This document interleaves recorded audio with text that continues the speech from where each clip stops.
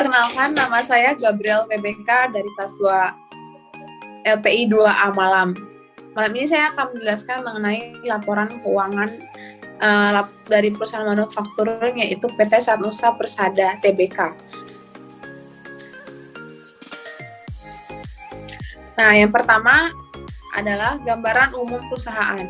PT Satnusa Persada Tbk yang beralamat di Jalan Pelita 6 nomor 99 Batam, Indonesia berdiri pada tanggal 1 Juni 1990.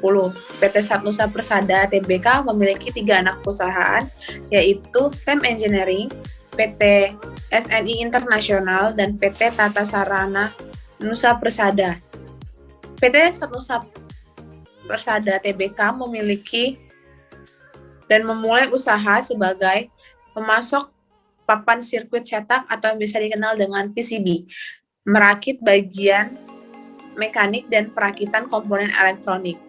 Dipicu oleh permintaan dan ekspansi pelangganan pada Persero, Persero memperluas lingkup usahanya dengan menawarkan produk dan jasa yang memberikan solusi terpadu kepada pelanggannya.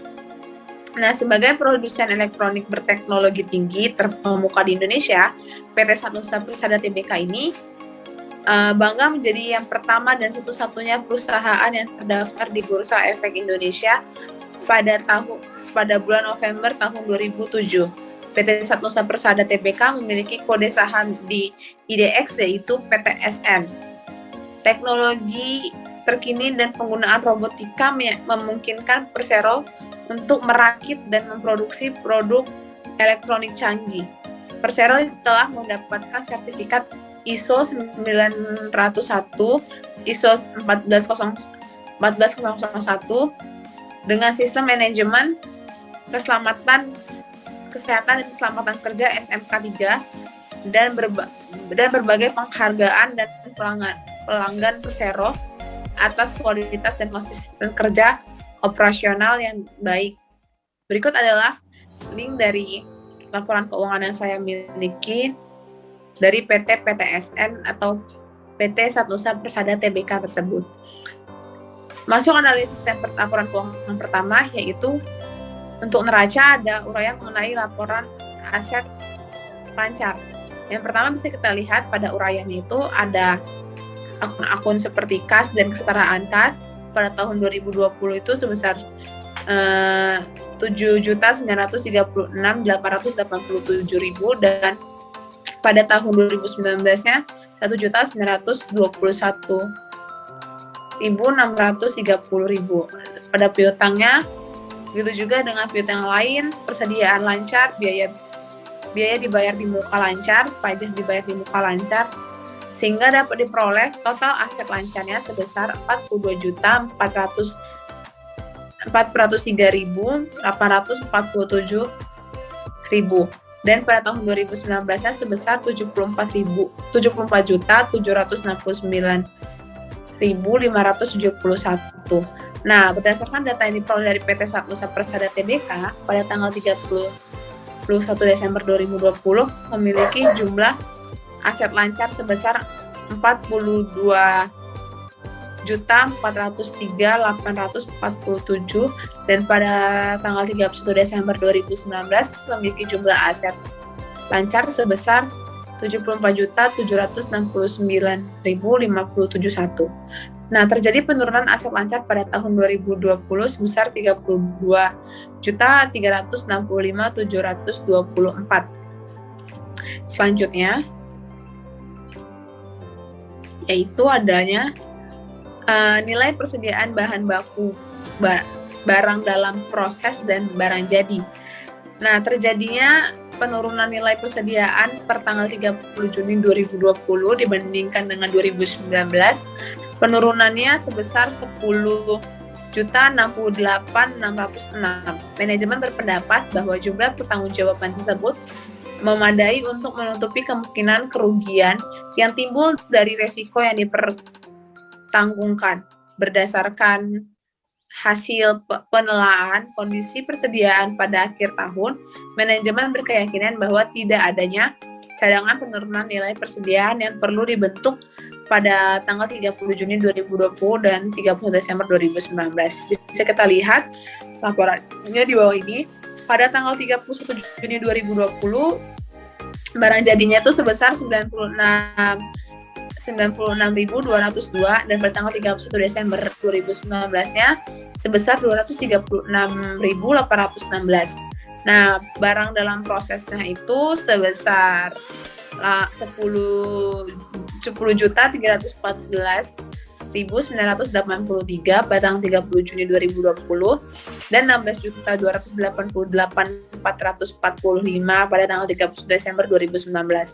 Begitu juga pada bahan bakunya pada tanggal 30 Juni 2020 sebesar 15.847.107 dan pada tanggal 31 Desember 2019-nya sebesar 19.801.637 sehingga dapat diperoleh total pada nilai persediaan ini sebesar 26.258.292 dan pada tahun 2019-nya sebesar 36.326.898. Kemudian bisa kita lihat akun untuk tidak lancar. Berdasarkan uraian tahun 2020 dan 2019, aset keuangan tidak lancarnya itu sebesar 168.476 dan pada tahun 2019-nya 172.762 dan pada aset pajak tangguhannya sebesar 242.766 dan pada tahun 2019-nya sebesar 19.053. Nah, aset tetapnya itu sebesar 86.481.457 dan pada tahun 2019-nya sebesar 85.427.450. Kemudian ada beban tangguhan. Beban tangguhan ini yaitu berupa beban tangguhan hak atas tanah sebesar 239.999 dan pada tahun 2019-nya sebesar 252.937. Aset pengampunan pajak tidak lancarnya sebesar 65.643 dan pada tahun 2019-nya sebesar 78.143. Dan aset tidak lancar non keuangannya itu sebesar 24.782 dan untuk tahun 2019-nya sebesar 29.852 sehingga jumlah dari aset tidak lancarnya itu sebesar 87.223.123 dan pada tahun 2019-nya sebesar 86.480.197. Berdasarkan data laporan posisi keuangan PT Sanusa Persada Tbk memiliki jumlah aset yang tidak lancar sebagai berikut pada sesuai dengan tabel tadi saya telah jelaskan. Terjadi peningkatan jumlah aset disebabkan oleh meningkatnya jumlah aset tetap pada tahun 2020 sebesar 86.481.457. Selanjutnya, kita akan membahas mengenai total liabilitas pada perusahaan Sanusa Persada Tbk. Liabilitas adalah hutang yang harus dilunasi berupa uang atau pelayanan yang harus dibayarkan pada masa yang akan datang.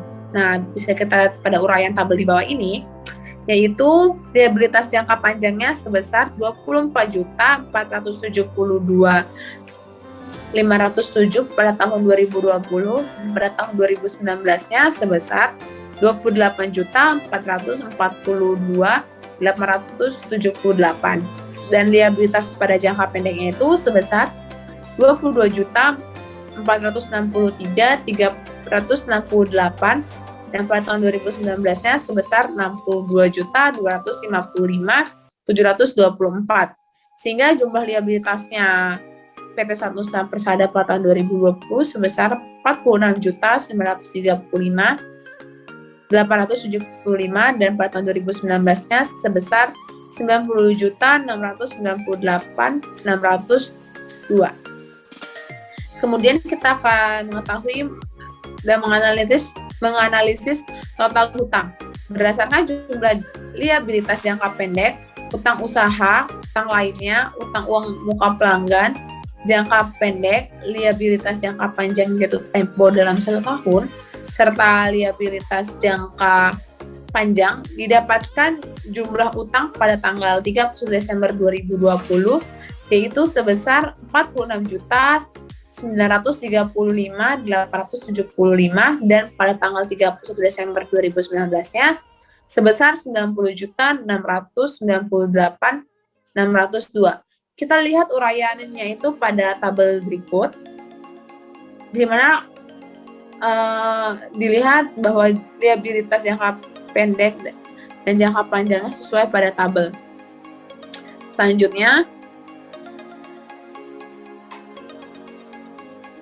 kita akan membahas mengenai total ekuitas laporan laba rugi. Total ekuitas merupakan jumlah ekuitas yang didistribusikan kepada pemilik entitas induk sehingga berdasarkan pada data yang dimiliki, total ekuitas pada tahun 2020 sebesar 82.686.108 dan pada tahun 2019-nya sebesar 70.545.990.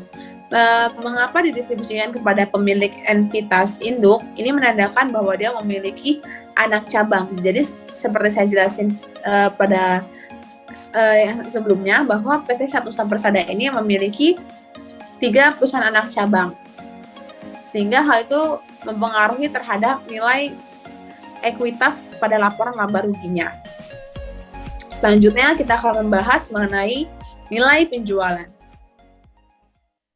Nah, nilai penjualan dan pendapatan pada tahun 2020 yaitu sebesar 145.170.395 dan pada tahun 2019-nya sebesar 330.130.913. Nah, yang berdasarkan hasil laporan keuangan ini, laporan laba rugi perusahaan setelah pajak. Laporan laba rugi perusahaan setelah pajak sama dengan laba bersih, sehingga dapat ditentukan berdasarkan data yang diperoleh bahwa laba rugi perusahaan setelah pajak pada tahun 2020 sebesar 4.444.180 dan pada tahun 2019-nya sebesar 901.196.000. Kemudian kita akan menghitung harga pokok penjualan. Harga pokok penjualan dikenal juga dengan istilah beban pokok penjualan. Dan pada laporan keuangan PT Satnusa Persada, beban pokok penjualan pada tahun 2020 sebesar 125.434.861 dan pada tahun 2019-nya sebesar 315.190.258. Kemudian kita akan membahas mengenai biaya-biaya produksi pada perusahaan manufacturing PT Satnusa Persada. Yaitu ada bahan baku, biaya tenaga kerja langsung, dan biaya overhead pabrik. Hal yang menandakan perbedaan laporan keuangan perusahaan manufacturing dengan yang lainnya yaitu adanya HPPP tersebut atau harga pokok penjualan dan juga overhead pabrik di mana dikenal dengan istilah BOP atau biaya overhead pabrik. Nah, pertama kita akan membahas mengenai bahan baku. Biaya bahan baku yang dibutuhkan perusahaan pada tanggal 30 Juni 2020 mencapai 15.847.107 dan pada tanggal 31 Desember 2019 sebesar 19.637. Sedangkan biaya tenaga kerja langsungnya yaitu merupakan kewajiban imbalan pasca kerja jangka panjang pada tahun 2020 sebesar 6.366.847 dan pada tahun 2019-nya sebesar 5.153.486. Kemudian akan menghitung tentang biaya overhead pabrik.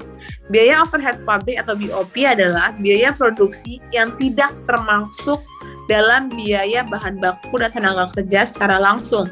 Nah, BOP ini atau biaya overhead pabrik ini tuh berupa gaji tunjangan karyawan, biaya listrik, perbaikan dan pemeliharaan, untuk mesin-mesin yang digunakan, kemudian untuk biaya-biaya seperti BPJS atau lain-lainnya sesuai dengan biaya yang dimiliki atau yang dibutuhkan oleh perusahaan. Nah, pada biaya overhead pabrik PT Satusa Persada Tbk ini, untuk pada tahun 2020-nya, gaji dan tunjangan itu sebesar 1.408.940, dan pada tahun 2019-nya sebesar 2.275.970. Untuk biaya listriknya itu sebesar 698.159, dan pada tahun 2019-nya sebesar 744.513. Kemudian itu ada perbaikan dan pemeliharaan sebesar 662.025, dan pada tahun 2019-nya 1.386.862, dan pada pengepakannya itu dibutuhkan biaya sebesar 587.583, dan pada tahun 2019-nya itu sebesar 599.534, dan ada juga biaya bahan pembantu sebesar 241.089, dan pada tahun 2019-nya 400.318. Untuk biaya lain-lain yang dibutuhkan oleh perusahaan sebesar 333.156 pada tahun 2020, dan pada tahun 2019-nya sebesar 465.418, sehingga total pada biaya overhead pabrik per tahun 2020 sebesar 3.930.952, dan pada tahun 2019-nya sebesar 5.872.612. Nah, akan menarik kesimpulan berdasarkan analisis laporan keuangan pada PT Satusa Persada Tbk. Adapun pendapatan per tahun 2020 turun menjadi 145,17 juta US dollar dari yang sebelumnya itu sebesar 330,13 juta US dollar di akhir tahun 2019. Nah, meskipun pendapatan turun, namun laba bersih yang dimiliki oleh perusahaan itu meningkat sebesar 536% menjadi 4,83 juta US dollar. Nah, secara YoY dibandingkan dengan 901.000 US dollar saja di akhir tahun 2019. Hal ini disebabkan emiten mengalami pertumbuhan jasa perakitan yang menghasilkan laba bersih lebih besar ketimbang segmen usaha industri perakitan. Seiring dengan hal tersebut, liabilitas emiten turun sehingga separuhnya.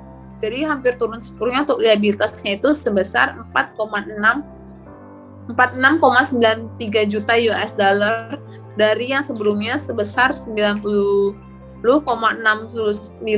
juta US dollar pada akhir tahun 2019. Penurunan liabilitas membuat ekuitas alias modal kerja naik menjadi 82,69 juta US dollar, padahal total aset mengalami penurunan.